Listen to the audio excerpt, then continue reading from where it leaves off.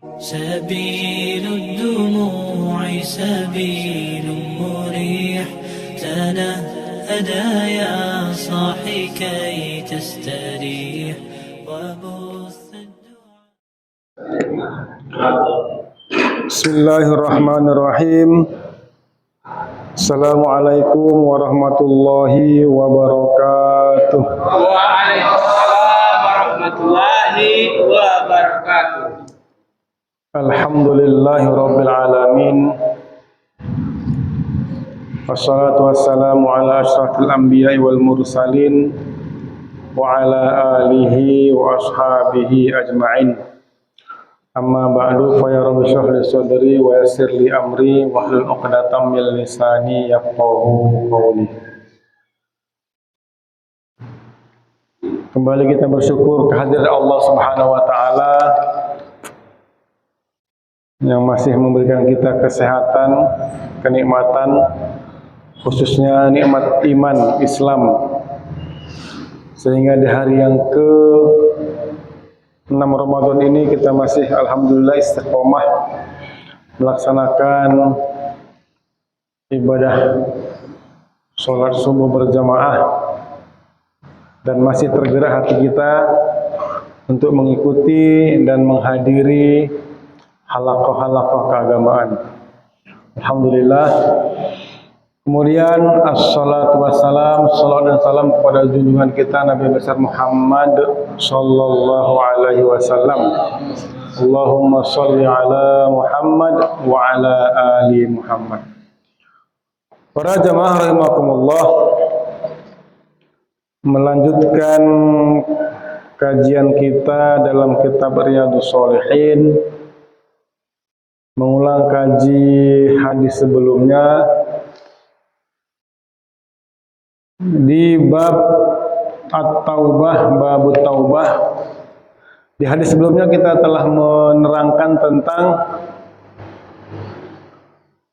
seorang yang telah membunuh, masih ingat ya, membunuh 99 orang, kemudian dia minta diantarkan ke seorang pendeta, dulu pendeta.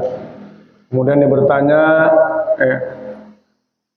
saya orang ini telah membunuh 99 orang, apakah ada taubat baginya? Lalu pendeta tadi menjawab, tidak ada. Maka langsunglah dibunuhnya pendeta tadi. Maka lengkaplah 100 orang.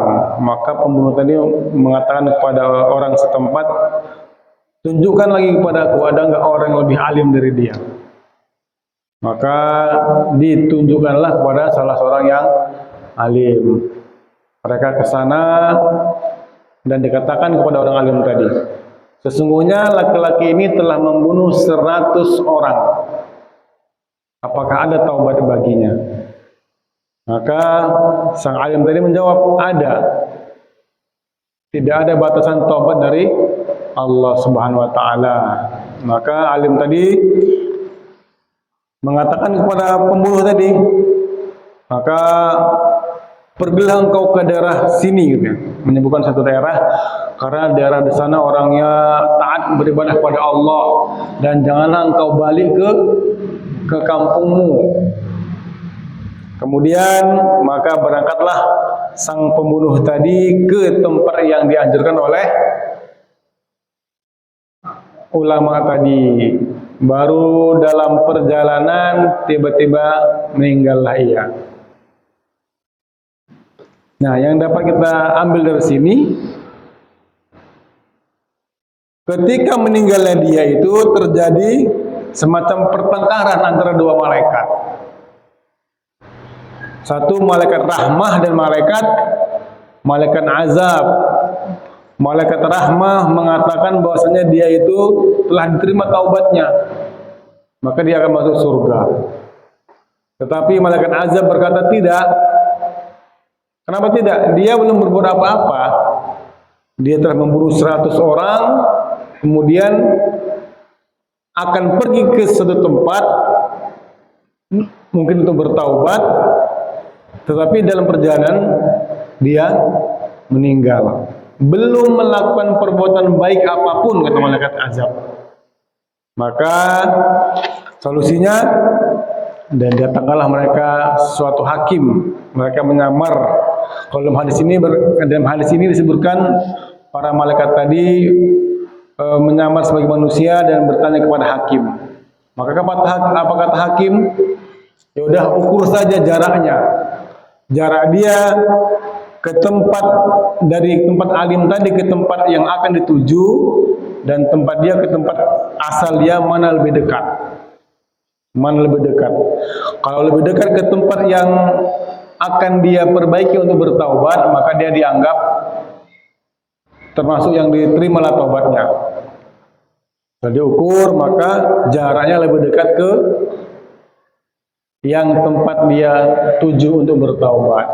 Dalam satu kisah, dalam satu riwayat disebutkan bahwasannya bumi itu didekatkan oleh Allah agar dia termasuk orang-orang yang diterima taubatnya.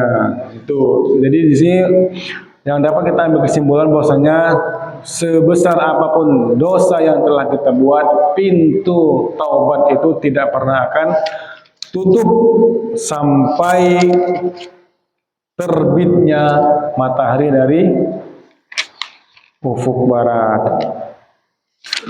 Ma'asyiral muslimin rahimakumullah, selanjutnya kita akan membaca hadis selanjutnya. Oh, ternyata mata saya agak rabun. Wa an Abi Nujaid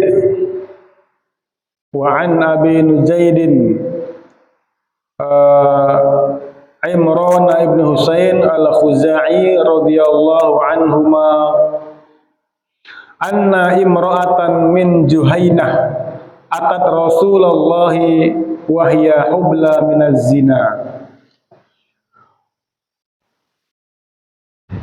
Dari Abi Nujaid, Imran bin Husain al-Khuzai berkata, anna imra'atan min Juhainah, bahwasanya telah datang kepada Rasulullah sallallahu alaihi wasallam seorang perempuan dari Juhainah, dari kabilah Juhainah,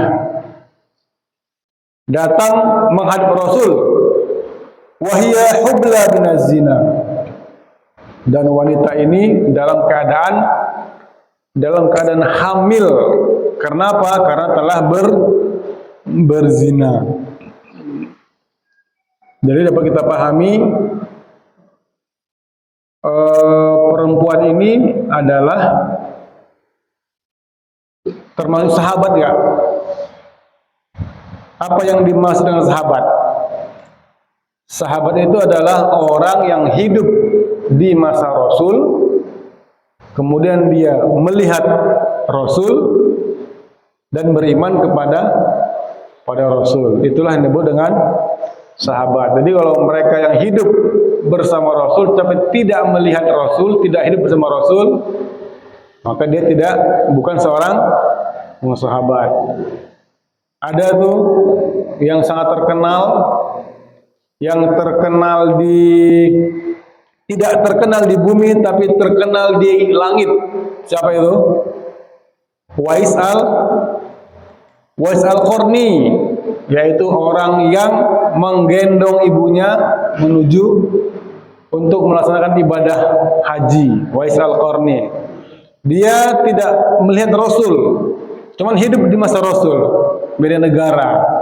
Dia tidak disebut dengan sahabat, tetapi Rasul menganjurkan kepada Umar, khalifah itu, untuk meminta doa kepadanya. Kenapa? Karena doanya termakbul, dikabulkan oleh Allah. Itu Wais al-Qarni, tidak terkenal di dunia tapi terkenal di langit. Karena apa? Karena baktinya kepada ibunya.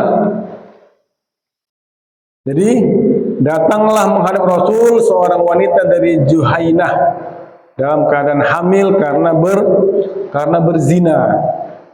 Jadi sahabat pun ada yang melakukan perbuatan dosa besar. Sahabat pun ada yang ada yang mabuk. Yang hidup di zaman Rasul aja banyak yang ada yang berbuat maksiat, apalagi kita yang tidak hidup bersama Rasul. Kemudian faqalat ya Rasulullah, maka perempuan tadi berkata, wahai Rasul, asabtu haddan faqim alayya. Ya Rasul, aku telah melakukan perbuatan yang karena perbuatanku itu wajib hukum had. Faqim alayya, maka laksanakan hukuman itu padaku. Dia mengaku telah melakukan perbuatan yang perbuatan itu telah mewajibkan hukum had. Kemudian apa kata Rasul?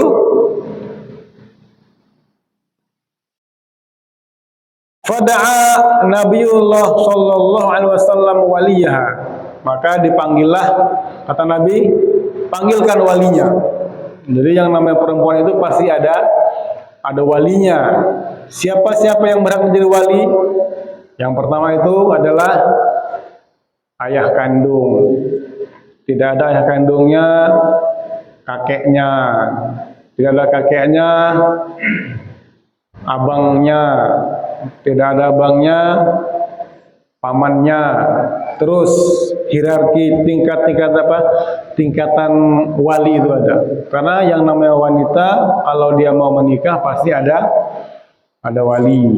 Kalau nggak ada walinya, maka kalau di negara kita ini kalau tidak ada wali, maka yang menjadi wali adalah pemerintah, dan hal ini diwakilkan oleh penghulu. Faqala ahsin ilaiha fa idza wada'at fa'tini. Jadi kata Rasul, panggil walinya. Setelah datang walinya, ahsin ilaiha, berbuat baiklah engkau kepadanya. Jadi tidak dengan kebiasaan kita dikucilkan, diikat supaya nggak lari. Kalau dari hadis ini, kalau kita lihat tidak ada kata Rasul itu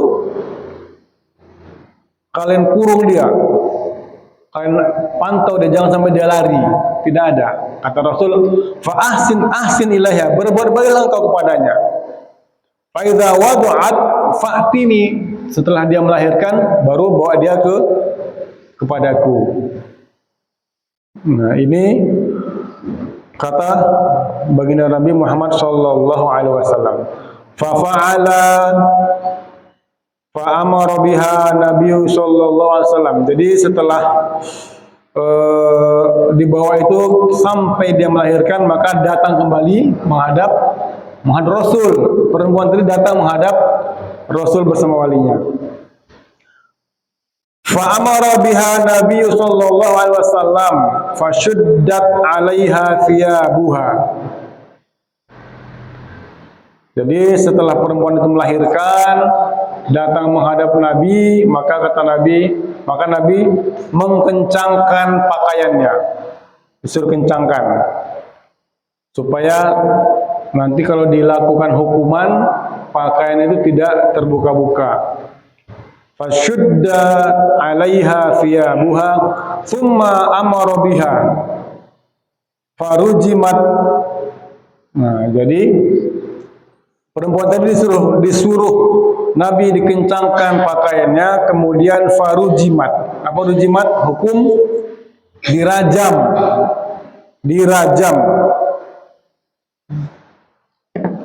Kalau hukum rajam itu gimana? Jadi wanita tadi apa tuh kalau rajam tuh? Dikubur setengah badannya di tanah, kemudian dilempar. Dilempar apanya? Dilempar kepalanya sampai meninggal. Amara biha farujimat thumma shalla 'alaiha. Jadi setelah dihukum rajam dan meninggal, kemudian Rasulullah sallallahu alaihi wasallam menyolatkannya. Faqala lahu Umar, maka Umar berkata, tusolli 'alaiha ya Rasulullah wa qad zanat. Ya Rasul, engkau salat kepadanya, engkau mensolatinya padahal dia telah berzina, kata Umar. Faqala, maka Rasul bersabda, laqad tabat taubatan law qusimat baina sab'ina min ahlil madinati la wasi'athum. Kata Nabi bersabda, wanita ini telah bertaubat, dan andai kata taubatnya itu dibagi-bagikan kepada 70 orang penduduk Madinah, maka taubatnya tadi mencukupi. Artinya kalau ada 70 orang Madinah tadi berbuat dosa, dibagikan taubatnya tadi, maka 70 orang itu pun diampuni dosanya. Itu kata Nabi. Jadi laqad tabat, perempuan itu telah taubat, kata Nabi. Lau qusimat baina sab'ina min ahli Madinah, kalau taubatnya tadi dibagi-bagikan kepada 70 orang penduduk Madinah, la wasi'athum, maka cukuplah taubat tadi untuk mengampuni dosa-dosa penduduk ahli Madinah tadi, 70 orang. Wa hal wajadta afdal min anjadat bi nafsiha lillahi azza wa jalla. Kata sabda Nabi, apakah ada yang kau lihat wahai Umar, orang yang lebih baik dari orang yang menyerahkan dirinya kepada Allah Subhanahu wa taala. Jadi kalau kita lihat dari hadis ini, Nabi itu tidak menanyakan. Ini kan datang Nabi, perempuan tadi datang kan? Perempuan tadi datang, ya Rasulullah, saya telah melakukan perbuatan yang mana telah wajib dilaksanakan hukum had kepada saya. Artinya saya telah berzina, katanya. Nabi nggak bertanya, siapa kawanmu berzina? Panggil kemari, biar sama-sama kami rajam. Enggak. Karena hukum rajam ini syaratnya pun sangat berat kalau dalam Al-Quran. Kalau ada orang yang menuduh si A telah berzina, itu syaratnya berat. Harus menghadirkan 4 orang saksi. Dan 4 orang saksi ini harus benar-benar melihat mereka itu telah berzina. Tidak hanya kami lihat mereka berdua-duaan, kami melihat mereka masuk ke dalam kamar, tidak. Harus melihat jelas. Dan ini pernah terjadi pada zaman Khalifah Umar bin Khattab. Ada 3 orang mengaku telah melihat seseorang berzina. 3 orang. Kalau nggak salah itu dari antara 3 itu adalah Abu Bakar. Bukan Abu Bakar, Abu Bakar. 3 orang ini menghadap Umar, berkata, wahai Umar, kami telah melihat si A berzina. Mereka bertiga. Maka kata Umar, mana 1 orang lagi? Tidak ada, hanya kami bertiga. Maka tidak bisa diputuskan apa yang kalian laporkan. Tidak memenuhi semua syarat. Maka kalau tidak kalian tarik laporan kalian itu, maka kalian akan aku cambuk, kata Umar bin Khattab. Kenapa? Karena tidak mencukupi syarat. Jadi orang menuduh berzina itu harus ada syaratnya 4 orang yang melihat. Ternyata tidak ada, tidak bisa, hanya 3. Maka Umar mengatakan, tarik kembali laporan kalian. Maka dari 3 ini 2 orang menarik laporannya, yang 1 tidak. Saya tidak akan menarik laporan saya karena memang saya lihat dia berzina, kata Abu Bakar. Maka karena dia tidak menarik laporannya, maka Umar mencambuk Abu Bakar tadi. Jadi sebenarnya hukuman Islam itu kalau kita lihat memang, kalau kata orang-orang non-muslim, sadis. Orang mencuri, potong tangan. Orang yang telah misalkan mencolek mata luka, maka gantian matanya dicolek. Kupingnya kita luka, maka kupingnya juga dipotong. Itu hukuman Islam. Kenapa? Karena memang tujuannya adalah untuk membuat orang jera. Kalau kau mencuri, potong tangan. Jadi orang akan takut untuk mencuri. Karena mencuri, orang koruptor mengambil uang rakyat puluhan juta, bahkan miliar, bahkan triliunan. Hukum 10 tahun. Habis 10 tahun masih banyak hartanya lagi. Maka dari itu kalau kita lihat hukuman Islam ini gunanya untuk membuat orang itu jera, takut melaksanakan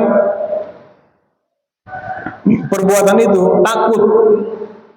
Jadi maka kalau kata orang non muslim, sadis sekali, masa hanya mencuri potong tangan. Itu. Maka hukum ini kalau kata dalam Al-Qur'an, walakum fil qisasi hayatun ya ulil albab. Dalam kisos itu ada kehidupan bagi kalian, bagi orang-orang yang berpikir. Tapi kalau orang-orang non muslim mengatakan tidak. Kisos itu apa? Kalau dia bunuh dibunuh. Kalau dia membunuh satu dan dibunuh lagi, maka yang dibunuh jadi 2 orang. Jadi kalau kata orang non muslim sadis. Tapi sebenarnya itu dalam kisos itu ada kehidupan. Kalau orang yang dibunuh, maka tidak akan ada orang yang bunuh. Maka hidup akan jadi tentram. Itulah salah satu tujuan hukuman dalam Islam itu agar orang menjadi jera. Dia narkoba sedikit masuk penjara, keluar penjara bukan tambah jera, tambah pandai dia mengolah-olah tentang narkoba. Naudzubillah. Kemudian kita masuk ke hadis selanjutnya. Wa an Ibnu Abbas, Anas bin Malik radhiyallahu anhum, anna Rasulullah sallallahu alaihi wasallam, dari Ibnu Abbas dan Anas bin Malik radhiyallahu anhum, anna bahwasanya Rasulullah sallallahu alaihi wasallam bersabda, "Lau anna li ibni Adam wadiyan." Andai kata anak Adam itu, maksudnya manusia kita ini mempunyai wadian. Wadian itu artinya lembah. Lembah itu luas, mempunyai lembah, ada daratan, ada lembah, ada bukit. Lau anna li ibni Adam wadian min zahabin. Jadi andai kata anak Adam itu, maksudnya manusia, mempunyai lembah yang berisi emas. Jadi kalau kita gunakan akal kita, kalau kita mempunyai harta yang banyak ini, maka apa yang akan kita laksanakan? Kita pasti, aku akan berinfak di jalan Allah. Di samping rumahku itu ada masjid, akan kubangun. Di samping rumahku itu di kampungku ada sekolah, akan saya bangun, akan saya infakkan harta saya. Jadi ini kalau menurut kita ya, apabila kita punya harta yang banyak, apabila kita mempunyai emas yang melimpah, lembah itu isinya emas punya kita. Kalau menurut kita akan berinfak, kita akan membeli makanan untuk fakir miskin, atau membelikan sesuatu untuk fakir miskin, beribadahlah dengan harta tersebut. Ini menurut perkiraan kita. Tetapi kalau menurut Rasul tidak. Min zahabin ahabba ayyakuna lahu wadiyani. Tetapi kata Rasul, apabila anak Adam itu mempunyai lembah itu berisi semua dengan emas, maka apa terjadi? Ahabba ayyakuna lahu wadiyani. Maka ia pasti akan beringin-ingin. Maka pasti ia akan berkeinginan lagi untuk mempunyai 2 lembah yang sama. Ini sifat manusia. Kalau aku punya 1 lembah yang enak, ternyata punya harta itu enak, maka aku pengen banyak lagi. Jadi sering kita dengar, kita belum punya rumah. Yang penting adalah punya rumah kecil pun gak apa-apa. Yang penting bisa untuk ditempati. Alhamdulillah Allah memberikan rumah. Datang lagi keinginan. Setiap hari awak naik kereta, enak kali kalau naik mobil. Nah, jadi setelah dapat mobil, mobil kuning nggak udah ketinggalan zaman, pengen beli yang baru. Itulah sifat manusia. Sebagaimana yang digambarkan Rasul, apabila anak Adam itu mempunyai satu lembah yang luas berisi dengan emas, maka dia akan ingin memiliki satu lembah lagi yang isinya emas lagi. Setelah dapat 2 lembah, maka dia akan pengen 3 lembah. Itulah yang diceritakan Rasul di sini. Ahabba ayyakunal wadiyana walan yamla'u fahu illa turab.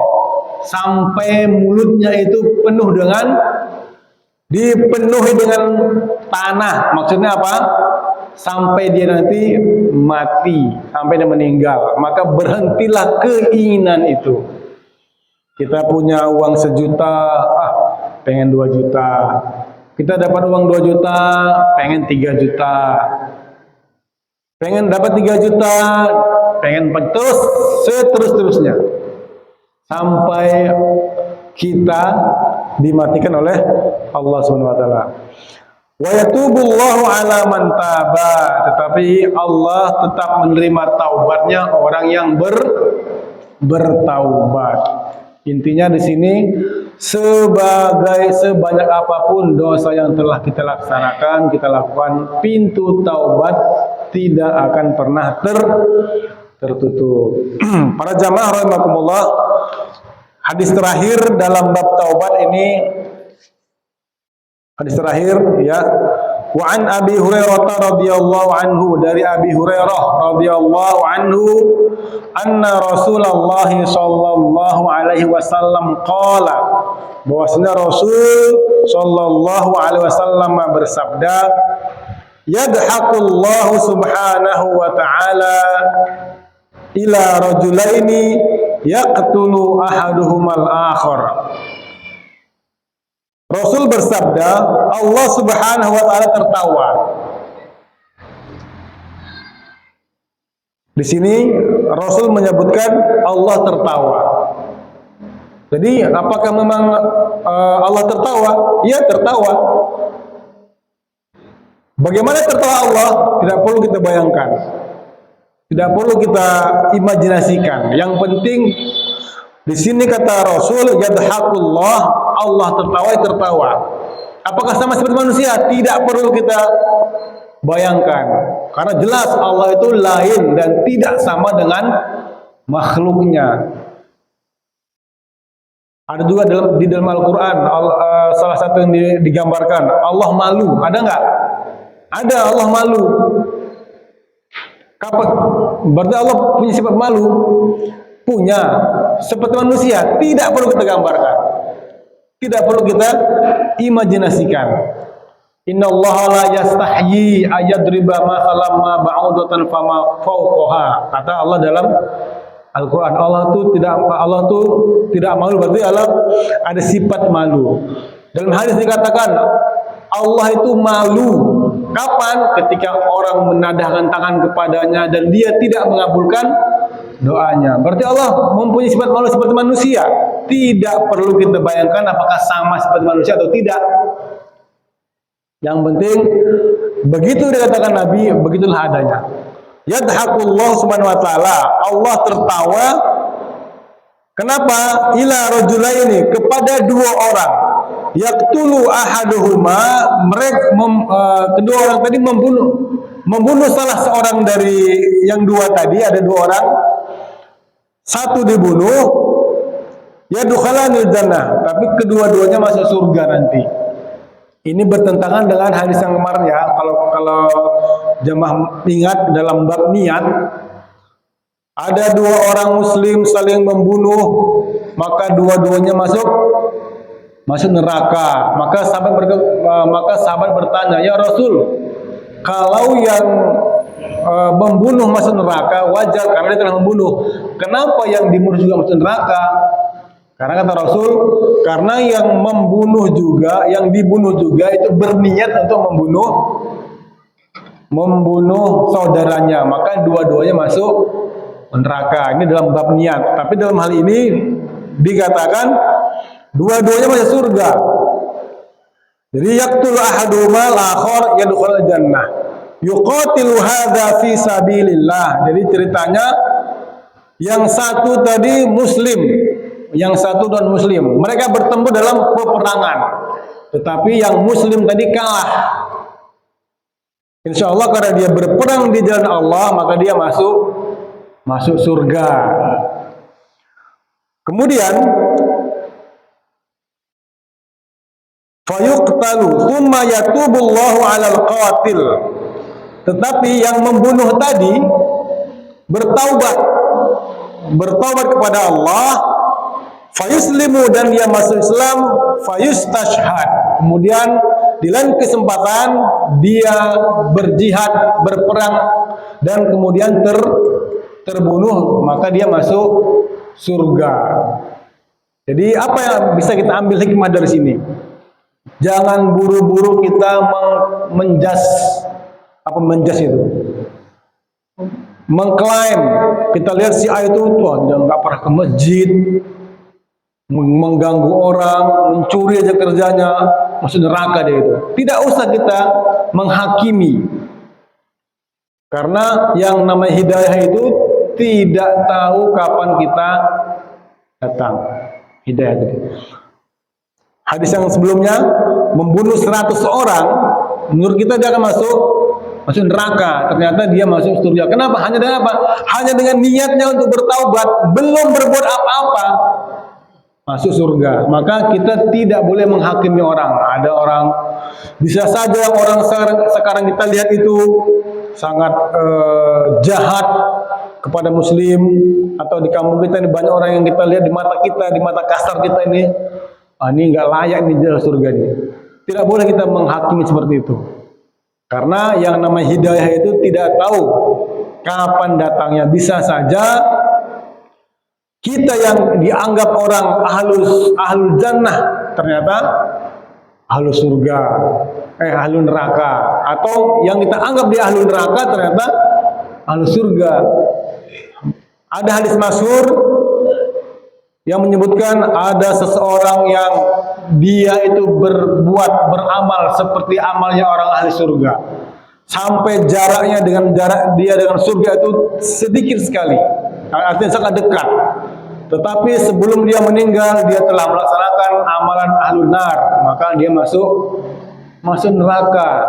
Sebaliknya ada juga orang yang telah melaksanakan perbuatan-perbuatan ahlun neraka sepanjang hidupnya, tetapi ketika dia mau meninggal, dia melaksanakan satu perbuatan ahlul jannah, maka dia masuk surga. Maka dari itu kita tidak boleh menghakimi, tidak boleh melihat orang itu dari pihak kasarnya, dari pandangan kasar kita. Apa yang kita lakukan kalau ada kita lihat orang seperti itu, ya kita doakan saja. Semoga Allah memberinya petunjuk, semoga Allah memberinya hidayah, dan kita ini semoga kita tetap istiqomah di jalan Allah Subhanahu wa taala. Ma'asyiral muslimin rahimakumullah, ini saja yang dapat saya sampaikan. Alhamdulillah kita telah menghabiskan bab taubah. Insyaallah di pertemuan selanjutnya kita akan masuk bab sabr. Bab sabar. Ini saja, semoga ada manfaatnya bagi kita dan ada juga ganjaran pahalanya bagi kita. Kemudian untuk mengambil berkah, mari sama-sama kita berdoa semoga Allah Subhanahu wa taala memberikan taufik dan hidayah kepada kita dan memberikan keistiqomahan kepada kita. A'udzubillahi minasyaitonir rajim. Bismillahirrahmanirrahim. Allahumma la tada' lana fi maqamina hadza dzanban illa ghafartah wa la hamman illa farajtah wa la dainan illa qadaitah wa la hajatan min hawaijid dunya illa qadaitaha wa yassartaha ya rabbal alamin. Subhana rabbika rabbil izzati amma yasifun wa salamun ala mursalin walhamdulillahi rabbil alamin. Wabillahi taufiq wal hidayah. Assalamualaikum warahmatullahi wabarakatuh. Waalaikumsalam warahmatullahi wabarakatuh. Alhamdulillah. Dari lengan itu. Iya, silakan.